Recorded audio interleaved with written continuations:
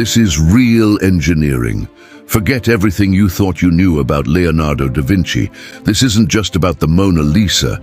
It's about the flying machines, the anatomical sketches, and the insatiable curiosity that fused art and science in a way no one else could. Prepare to see the world's original polymath in a completely new light. Hi, this is your host. Let's rewind back to old Italy. Not Rome, Florence or Venice, but a small town called Vinci. That's where Leonardo was born in 1452, to a family of modest means, but he was destined for great things. Vinci was a curious kid. He loved exploring the hills around his town, watching how water flowed, studying birds in flight. It was during these childhood explorations that his love for all things science and engineering blossomed. As an adult, this curiosity would lead him to design some of the most incredible machines the world had ever seen. But more on that later. As a kid, he was also fascinated by art. And instead of just copying what he saw, he combined what he observed in nature with his own imagination. For example, when he drew birds, he didn't just copy their shape. He studied how they moved through the air, how their feathers were arranged, and then he used that knowledge to make his drawings even more lifelike. So, from an early age, he was already showing signs of what would become his signature style. In his early 20s, he became an apprentice under the famous artist Andrea del Verrocchio, learning sculpture, painting, and how to be an independent artist. In a few short years, he rose to fame. The Last Supper and Mona Lisa are arguably the most famous paintings in the world. There's something about them, the way the artist captures the emotions, the stories that unfold, that have captivated our attention for centuries. But there's much more to these masterpieces than meets the eye. They showcase Leonardo's artistic genius, but also hint at the incredible mind behind the man. It's hard to overstate Leonardo's impact on art. He wasn't just a painter. He pushed the boundaries of what was possible. One of his innovations was sfumato, a technique of blurring the outlines of an object so it fades seamlessly into the background. Take, for instance, the background of Mona Lisa. Rather than painting it in a solid color and adding a clear outline for the horizon, Leonardo used sfumato to create a hazy atmosphere. This technique added depth to his paintings, making them more realistic. It was a bold move that challenged the traditional way of painting. Instead of relying on sharp outlines and flat backgrounds, Leonardo showed that there was more to art, that it could be more than just what you saw. It could be how you felt. Perspective was another area where Leonardo dazzled. He wanted to make his paintings as realistic as possible. To achieve this, he developed a three-dimensional perspective, which meant he could create a sense of depth so the viewer could feel like they were part of the scene. Think about the famous painting of the Last Supper. The vanishing point, the spot where all the lines seem to converge, is placed where Jesus sits. This makes him the center of attention. It's a clever trick, but what really steals the show is the sfumato technique. It gives the figures a soft, lifelike quality. It makes you feel like you're right there in the room with them. But Leonardo wasn't just interested in painting religious scenes. He wanted to capture everyday life too. His paintings weren't just pictures, they were stories. He painted everything from musicians to scientists, from elegant women to hairy wild men. Each stroke on the canvas told a tale. Whether it was the Mona Lisa's mysterious smile or the Last Supper's dramatic moment, Leonardo made you feel like you were experiencing life right along with him.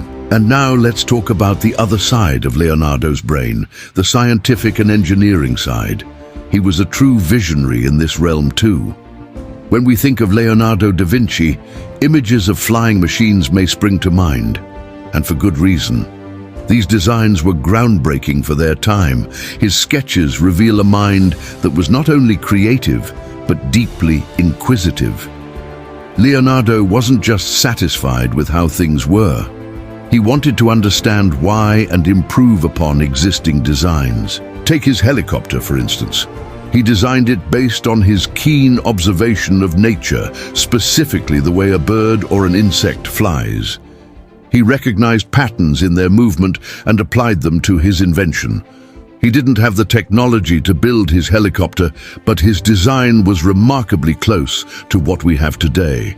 Similarly, his parachute design shows a deep understanding of aerodynamics.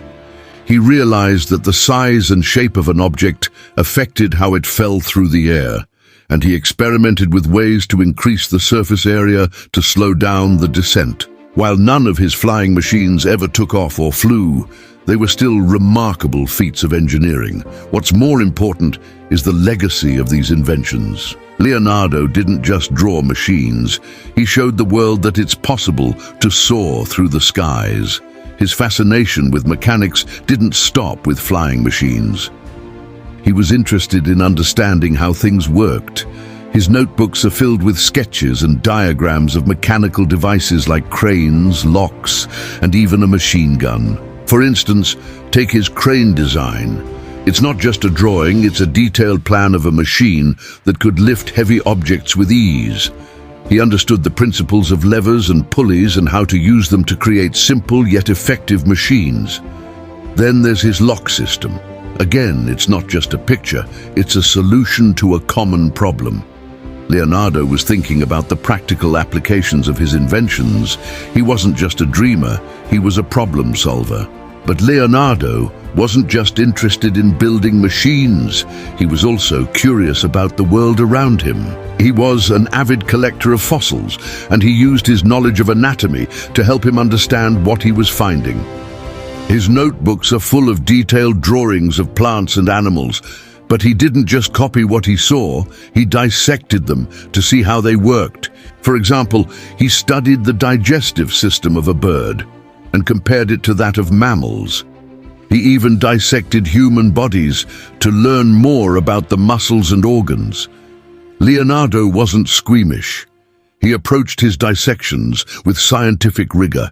He wanted to understand the mechanisms of life. Now here's a topic that might sound a bit dark for a Monday, but it's an important part of Leonardo's story.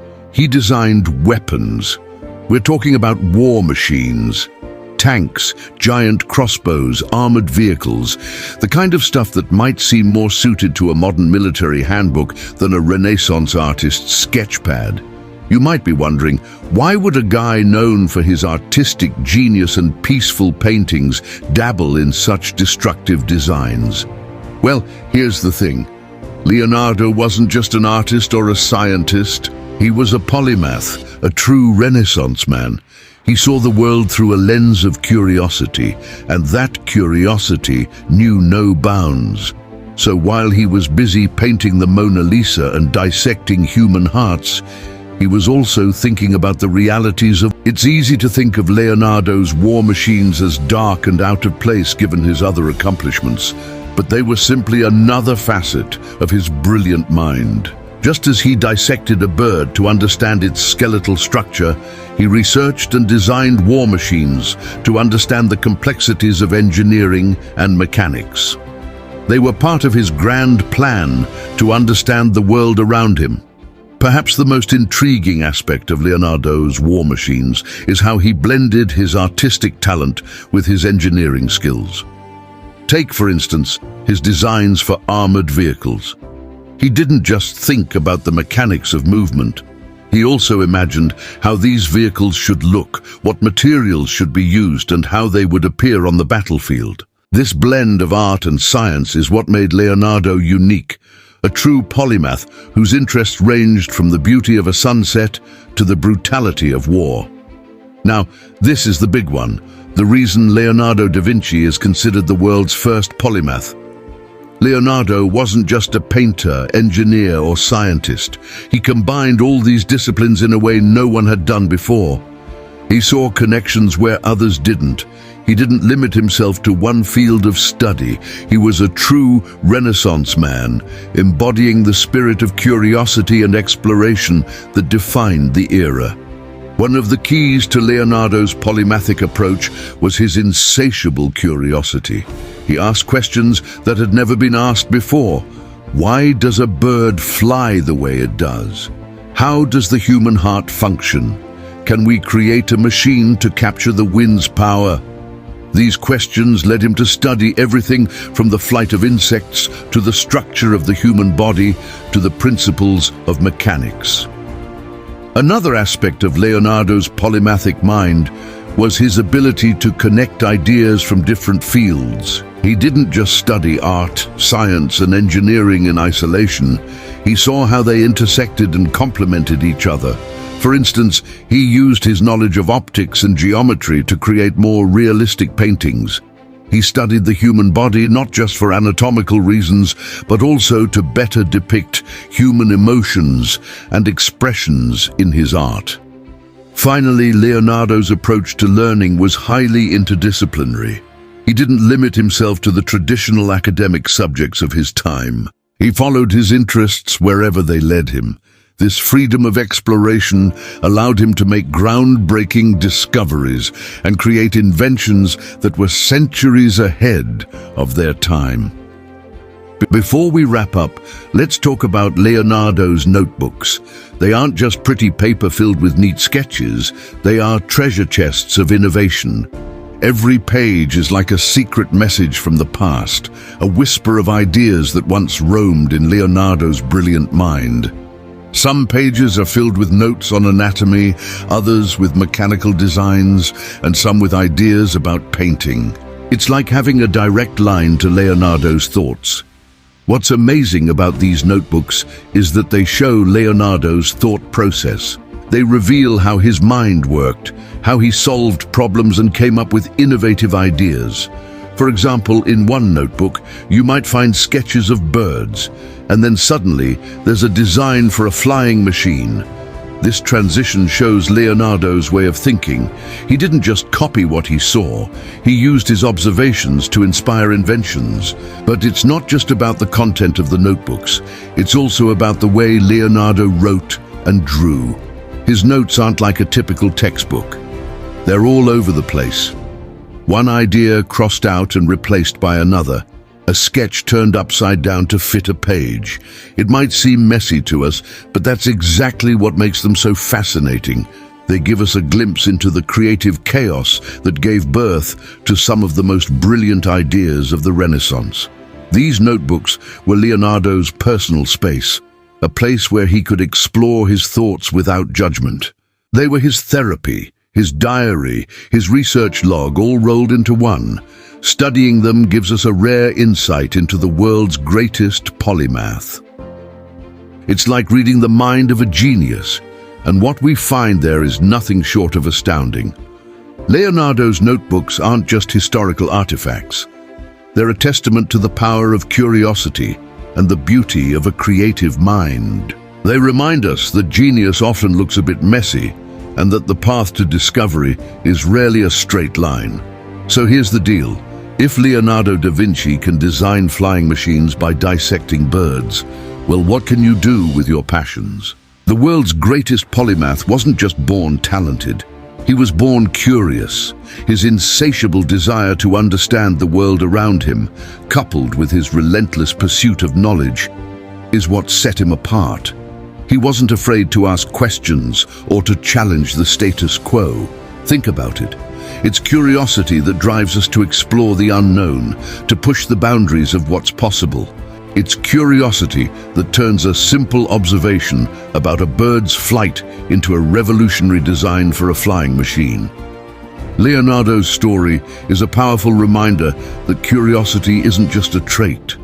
It's a superpower. It's the engine of innovation, the spark of creativity, the fuel that powers human progress. Don't just dream about creating the next big thing. Ask questions, explore, and dare to be curious. Who knows what wonders you might uncover? Thanks for joining me on this episode of Real Engineering. If Leonardo's story inspired you, imagine what you can do when you follow your curiosity. Don't just dream, create. Like, share, and subscribe for more untold stories of history's greatest minds. The genius of Leonardo da Vinci, unraveling his artistic secrets. Until next time, stay curious, stay inspired.